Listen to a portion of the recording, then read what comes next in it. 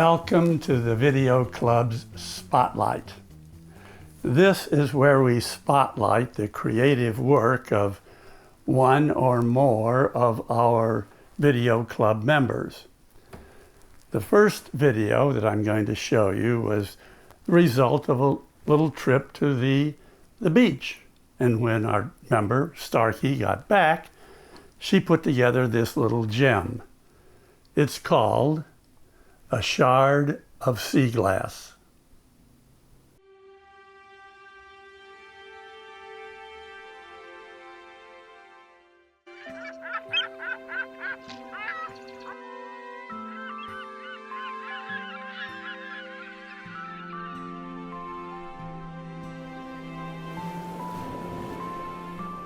I want to age like sea glass, smoothed by the tides, but not broken. My hard edges softened. I want to ride the waves and go with the flow, catch a wave and let it carry me to where I feel myself belonging. I want to be picked up and held gently by someone who delights in my well-earned patina and feels appreciation for the changes I have gone through to achieve that beauty. I want to enjoy the journey, remembering that when the ocean is given something broken, it turns it into something beautiful. I want to age like sea glass.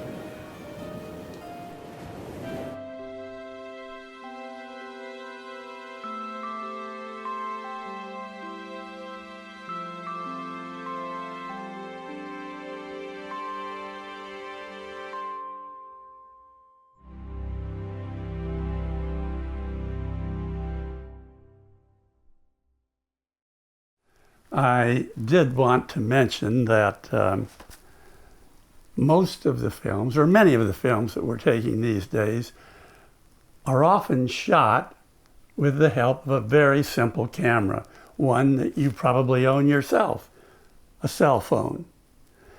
And the last film we saw was taken with a cell phone down at the beach, and the next film we're going to see was taken with a cell phone. So you see, you have all the ingredients yourself to make videos if you're interested.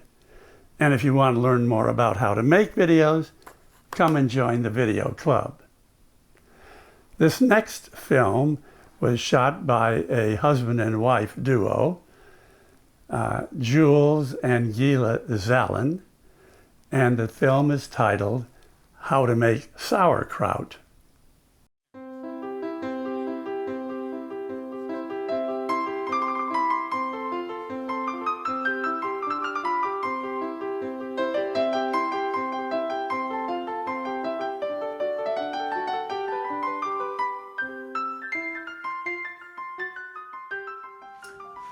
This is Julia Child. No, you're not Julia Childs. Can we start again? Okay, hi, this is Jules Allen, and I'm going to show you how I make sauerkraut. First of all, I want to warn you, I'm not here to teach you how to make sauerkraut, because if you really want to learn how to make sauerkraut, you can go online, and there are a score of really good videos from really professional people that'll tell you how to make sauerkraut. The problem is, they're professional. So you don't go to a professional to learn how to do something and think you can do it. If that were the case, you could watch Mickey Mantle hit a home run and then get up on the plate and see how far that will get you. It won't get you very far. What I want to show you is that not only can Sander Alex Katz show you how to make really good sauerkraut, but a rank amateur like me can as well. And if I can, you can. So let's get to it. First, you're going to take your cabbage and wash it. And if it's a mess, you take off the outside leaves. I already took off the outside leaves. So this one is ready to go. But what you want to do is to remove at least one outside leaf, and you'll see why shortly. Let me pull this off and reserve it. Okay, next thing we do is to cut our cabbage. This is why you want a really sharp knife. Once you cut the cabbage, you want to get rid of the core.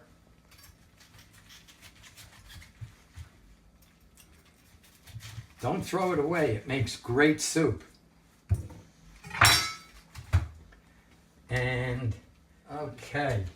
And now we simply start to make the slaw. So this is the nice boring stuff. You basically want to just cut the cabbage in a way that they say make it about a dime's thickness. Actually, I like it a little thicker. The reason I like it thicker is because you get a better crunch. Next, we're going to weigh this stuff out. So we take our vessel and put it on our scale and zero out the scale. And what we're going to do is we're going to make 3 batches, each of 2.5 pounds. It works out perfectly to fit into our Fido jar. Just at about 2 pounds, I stop. And I'm going to put salt on top of this, and I'll show you why in a minute. We want roughly 1.5 tablespoons.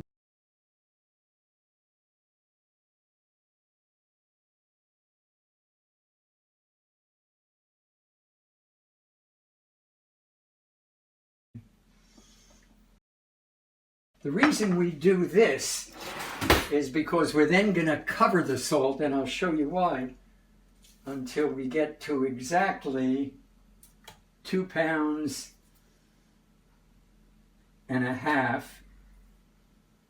Okay. And here's why we put the salt on before we finish the cabbage. Because what we're going to want to do now is to start the fermentation process. And the way you do it is by getting the salt mixed in with the cabbage. Salt pulls water out of the cabbage, but the other way of pulling water out of the cabbage is using your bare hands and really making, really pressuring. So what you do is, I'm pushing this down, and the reason that I put the salt in near the top but not at the top is because when I'm pushing down, I don't want to get the salt on my hands. I want to leave the salt in the vessel. Let me tell you just briefly how sauerkraut works. Sauerkraut basically is the fermentation, the decomposition, if you will, of cabbage.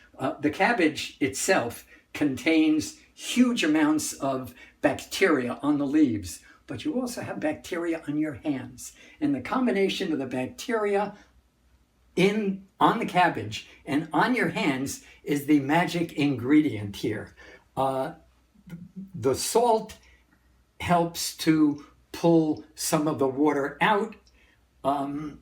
Mostly it's going to be the massaging of the cabbage itself that does it. So you need a certain amount of brute strength, or what they call is a poker, or something that pounds it down. I use my hands, and I'll do this for about 8 or 10 minutes. And for the first few minutes, it would appear that nothing is happening. But very, very slowly, as I start to massage and squeeze the cabbage, it will squeeze the water out and create with the salt a brine. The process here is that the fermentation must take place outside of oxygen, outside of air. The cabbage has to be underneath the brine. If it's over the brine, it'll just spoil, you'll get mold, and it'll fall apart. So we've been doing this for about 5 minutes, and as you can see, it's really becoming very briny. And there's still quite a bit to go. Okay. I think we've just about done it. Take a look. Now that is what you call brine. And that's really important, because all the activity has to take place under the brine. Because all we're doing really is to take advantage of what Mother Nature does naturally. All this stuff is natural stuff. If the cabbage is left out in the air, it'll rot and ferment. But if it's underneath the brine, the bacteria that are on the leaves and the bacteria that are on your hands, incidentally, you wash your hands really well before you start doing this. So we're talking about bacteria. The bacteria that are on the leaves and the bacteria that are on your hands are going to eat at the sugars in the cabbage. Cabbage is very sweet. We now have 3 batches, 3 40-ounce batches of the preliminary sauerkraut. I have 2 of them in here and 1 of them in here. Some people like to season their sauerkraut. Other people like it straight. I like to season. Michael Pollan likes to put in juniper berries. People put in onions. People put in carrots. My favorite is a combination of garlic and caraway. So let me show you how I do it. The first thing I'm going to do is to put on some caraway seeds. So I just take a caraway seed container and measure out 3 rounded tablespoons of caraway seeds. 2 for that, because there's 2 there. And 1 there. That is 3 very rounded caraway seeds, tablespoons. And then we simply mince up the garlic. And it doesn't really matter. You can put the garlic in whole, you can put them in minced, you can put them in sliced, because over a 3-week period, all of their beautiful flavors are going to transfer. So just take this arbitrarily and throw it in here. Take this arbitrarily, throw it in here. Now you have this mess, and all you have to do is to essentially mix it up a little bit with your hands. Remember, you keep cleaning your hands while you go forward. Okay, so it's not really critical that it be mixed beautifully, because it's going to be sitting in this swill for 3 weeks, exchanging all the flavors and bacteria and what have you. And now we are ready to do the real canting, I guess you'd say. We have this great Fido jar, which you pop over, take like this, and then just grab a hunk of sauerkraut, squeeze it, and drop it in. Okay, we're almost up to the top here. Maybe just 1 more little bit. Okay, now we still have all the brine and stuff that's in here, and here's what we do with this.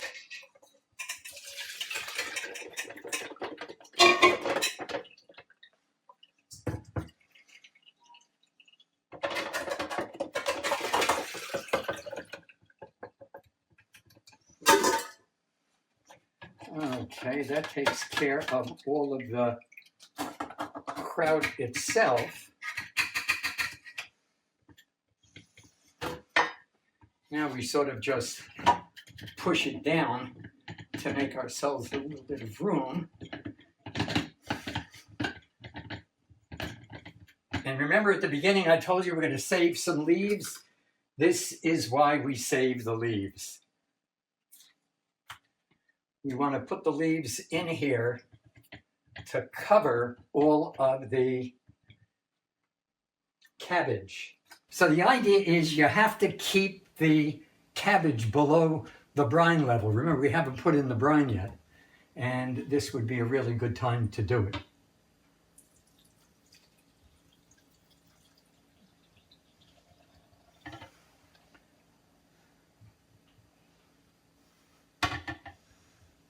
I'm going to leave a little over. We're probably going to use it.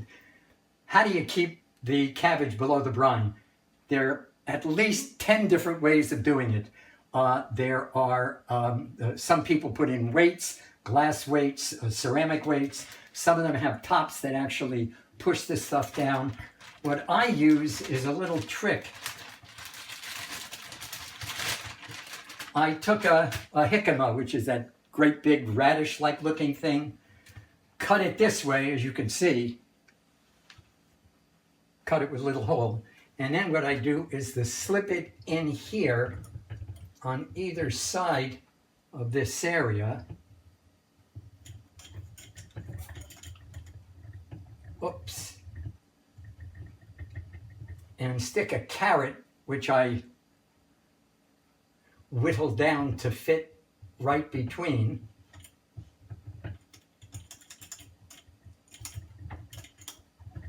Okay. So now the question is how you, I think we can still put in a little more there, the rest of that. Now, how do we keep the thing down under the brine? You just take a jar, sanitized, sterilized, turn it upside down, stick it on there, and this just perfectly holds it down. The jar holds the jicama down, which holds the leaves down, which holds the cabbage down. And as you can see, the cabbage is at this level and the brine is at that level. And that is that for 3 weeks, except for one thing. This thing right now has a gasket, a rubber gasket. And the rubber gasket means that no air gets out, but there's gas building up. So what you have to do is once or twice a day, you just pop it, open it up, burp it, they say, and just cover it back up again. You can avoid the whole thing just by taking the gasket out and locking it down. If that's the case, a little bit of just enough air will be able to get out so it will, escape without having to burp it. The only problem is if you don't like the smell of sauerkraut in your kitchen for 3 weeks, you may want to use this procedure. But otherwise, there we go. We have now a full gallon of this absolutely wonderful, delicious stuff. And it's as good as any sauerkraut I have ever eaten. And it is so healthy, it'll knock your socks off. Okay, the great day has come. It's been 3 weeks, so it's time to take this out. Here's what we do.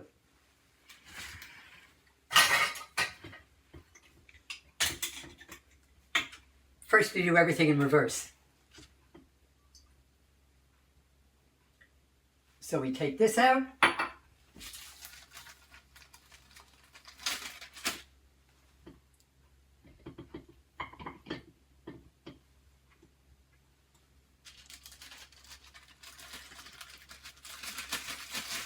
We take out and remove the jicama. Put this aside, put it in the refrigerator. Remember, it's fermented, so it'll last forever. Go. Okay, so we're just going to temporarily pour out the excess brine.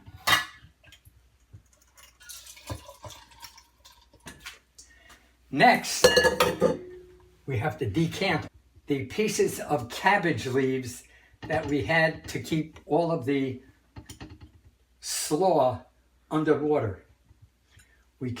But right now what we have to do is to decant, get all of this stuff off, which has really been packed down. We want to get it out and loose. So just get it, remember, our hands are very clean. So we get in here and we sort of loosen this all up and then just pour it out. Okay. Now, before we finish up, we want to replace the brine in here. And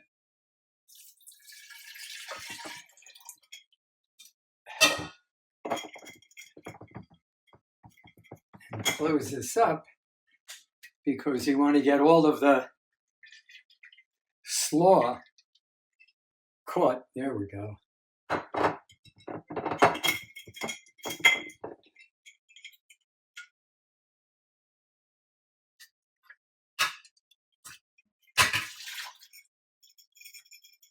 Okay.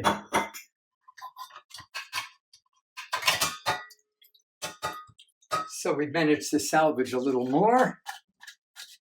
Okay. Okay, so the last act, we're going to jar it. Just put the jar. You got a nice sterilized jar. Your hands are clean. Just take a big mess of kraut, squeeze it into a cylinder, and drop it in the bottle.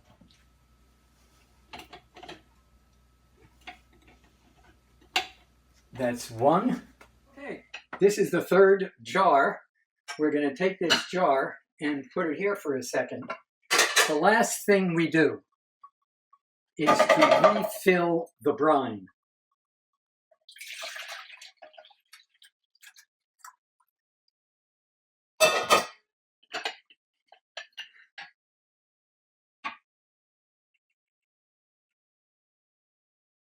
Right up to the top. That's one.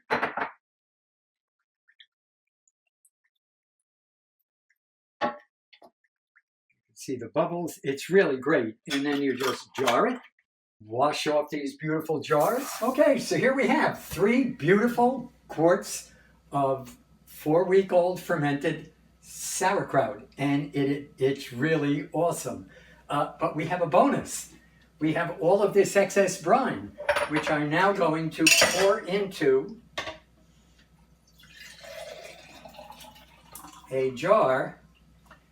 And I now have a jar of sauerkraut juice.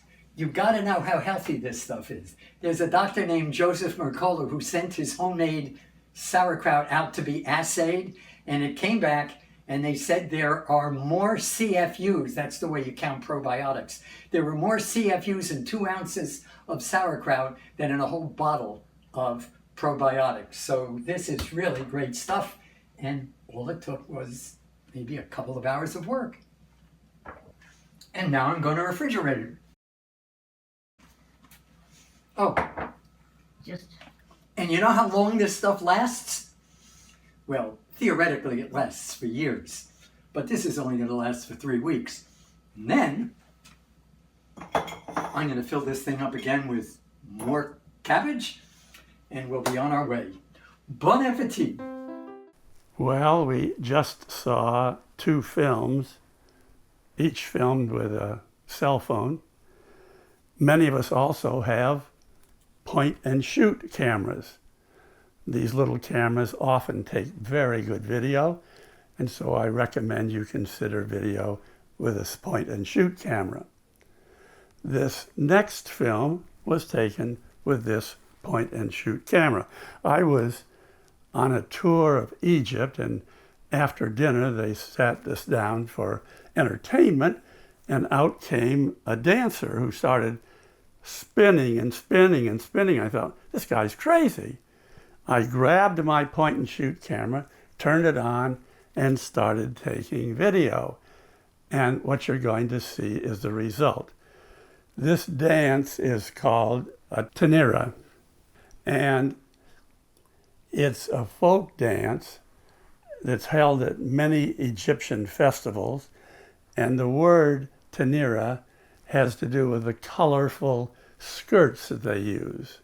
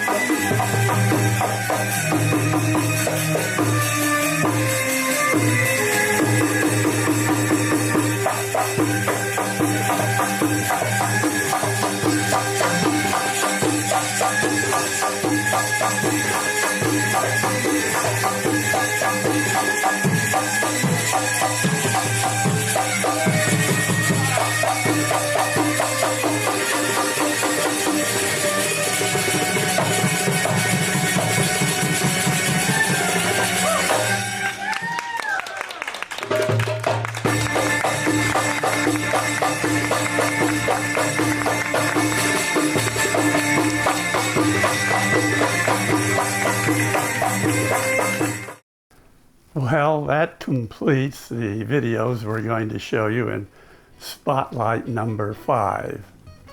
Stay healthy, and we'll see you next time.